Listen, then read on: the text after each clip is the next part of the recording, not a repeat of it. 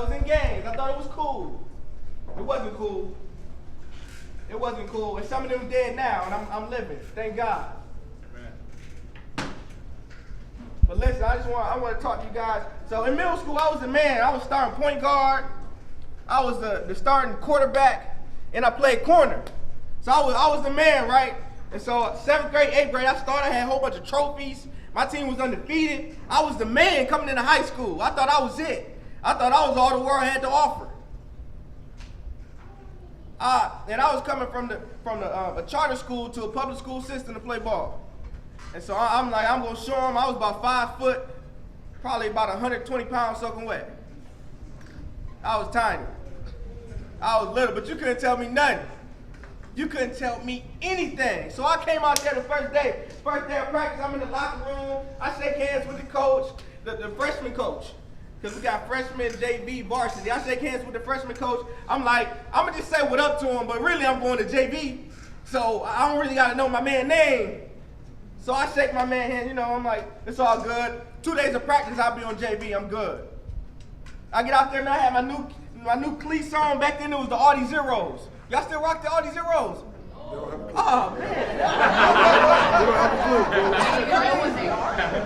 They ain't $200, they don't have a clue. Yeah. That's crazy. Yeah. That's crazy. The Audi Zeros, that was supposed to be the lightest cleat ever.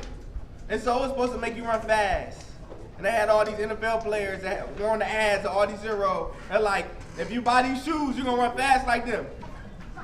And so I got my Audi Zeros on. I'm ready to go. I get out and I take a look at the stadium because we practiced in the stadium. We didn't have the practice field. We practiced in the stadium. And I took a look around. It's a big stadium. And I'm like, I'm home. This is home for me. And we warmed up, we practiced, and I was at the bottom of the depth chart because I was coming from a different school. None of the coaches knew me. I was at the bottom of the depth chart. Made it through camp. I was still at the bottom of the depth chart. And it was finally time for our preseason scrimmage. So this is the opportunity that you get when you get to face another opponent, another school, and you get to scrimmage them. And so I'm ready. I'm like, I'm a game time player. What's practice? I'm on my AI stuff. I'm like, practice? You talking about practice? You talk, oh man. Oh man. They don't know about it. Yeah. So I'm like, you talking about practice? I'm like, I'm a game time player. So this scrimmage, I'm going to ball. I'm ready for it. So I get out there with my helmet on, strapped up in my gear. I'm like, oh yeah, it's the first scrimmage. I'm ready for it. First string goes in. They play a series on offense, a series on defense. I'm like, cool. Second string goes in. They play a series on offense, series on defense. They take a break for what was supposed to be a halftime. Took a break, got some water. They threw the first and second string back in there. And then they started shoving in everybody else, one at a time. And so the coach, they was going back. They was like, okay, you go in there and sum them out. And so every time a play would happen, I would jump because I thought maybe they called my name. So I would jump. I had my helmet on. I was ready. You ain't had to tell me nothing but go. That was it. I had my helmet on. So I was ready. And you go get him. He'll go get him. He go get him from over here. Go sub in. You go sub in. You go sub in. And then next thing I know, I hear a whistle. Scrimmage over. I didn't even play in the preseason scrimmage on the freshman team. Man, I was so mad. I slammed my helmet down and I was upset. I didn't even play. And listen, through the season, I thought it would get better. It didn't. I was at the bottom of the depth chart still. They threw me in the game. I played free safety. They threw me in the game with a couple seconds left and backed me up 30 yards and said, don't let anybody catch the ball. Just make sure they don't catch the Hail Mary. That's all I need you to do. Nothing else. You ain't got to make no tackles. But listen, I want to show y'all something key. Something that happened between my freshman year and my sophomore year. Because the sophomore year, I started on JV and I got moved up to varsity in football. You know what happened? I'm going to tell you what happened. My grandpa got cancer. Whoa, yeah, y'all didn't expect that one, huh? Not at all. That was a curveball. And listen to me. When I played football, I wore number 8 because that was his number when he played baseball. Are y'all hearing me? Yes, sir. And so I wore the number 8, and number 8 was cool for me before that. But then when he got cancer, I'm like, I got to go out there and get it. This is not just, this is legacy. I got to fight just as hard as he fighting when he go to chemotherapy. Do you hear me? Yes, sir. So that's what changed between freshman year and sophomore year, is I had a reason to play. I wasn't just out there to get girls. I had a reason. And I still wore that number 8 all the way until I graduated high school. And then I played 2 sports in college. I played football and ran track at the collegiate level. It was that 8. It was that reason why. So all I want to say is understand why you're here. Don't just be here for the girls. Don't just be here to look cool. Why are you here?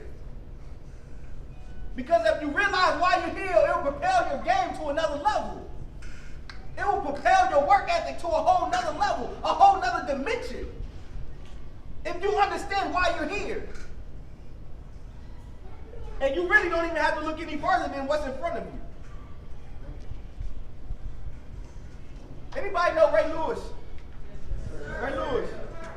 Yeah, I know y'all know Ray Lewis. I know y'all know Ray Lewis. Hey, listen. So, Ray Lewis, he used to do this thing, right? He would grab a deck of cards, and he would flip the card. And if it was a 2, he would do 2 push-ups. He'd flip the next card, and then if it was 10, he'd do 10 push-ups. He'd flip the next card. If it was an ace, that meant 25. If it was a joker, that meant 50. He used to go through the whole deck of cards. Does anybody know why he went through that deck of cards? Why'd he go?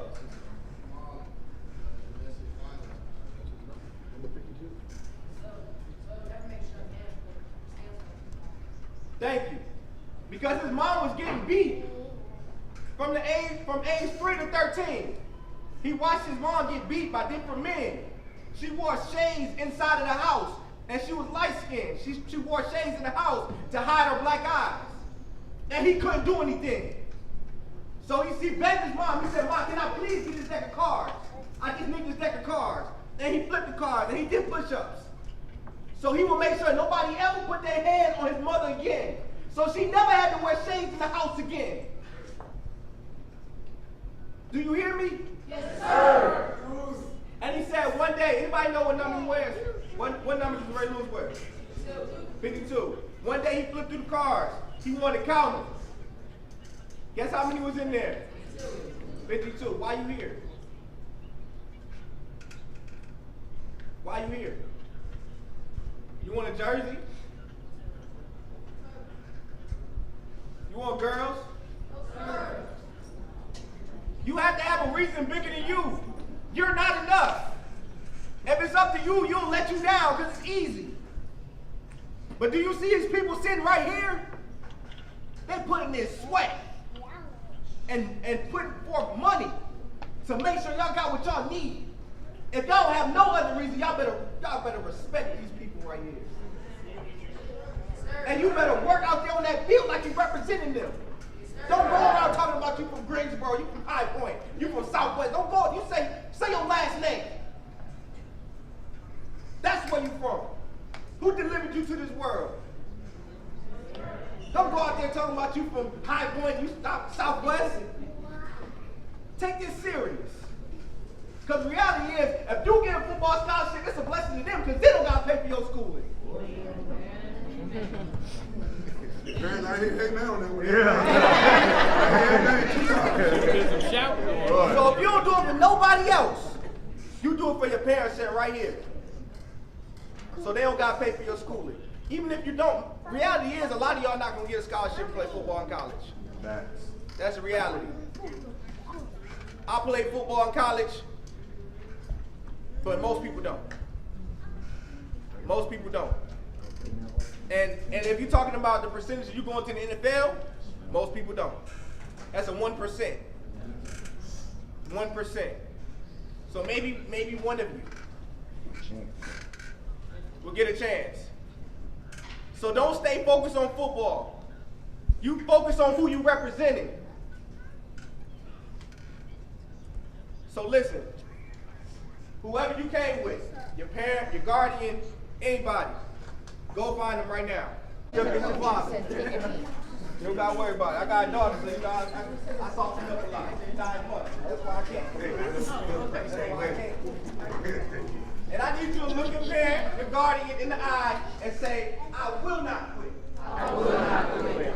I will make you proud. I will make you proud. It's bigger than football.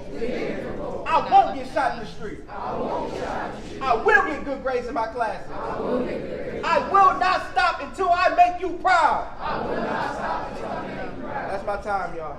Give my hand. Hey.